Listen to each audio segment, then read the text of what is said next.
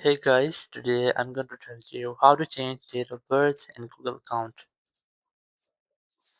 If you're using any Google account and you want to change your date of birth, so let's see how can you do that. You just have to simply open your browser or your Google account and here just select the account of which you want to change your date of birth. I have selected here.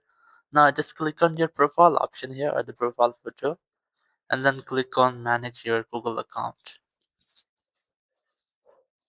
Now on this page, you just have to select this personal info option. Just select this, and here you must see all the personal info of your account. You just have to select the birthday option here. Just select birthday, and here you can select who can see your birthday. So you can select only you, or you can also select anyone if you want to highlight your birthday for publicly. And just select your birthday here.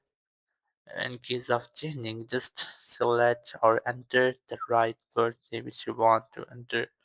So let's say I'm gonna enter my date of birth, and once I've entered, just click on save. Then click on confirm. So it will change your birthday or date of birth in your Google account. So in this way, you can easily change your Google account birthday.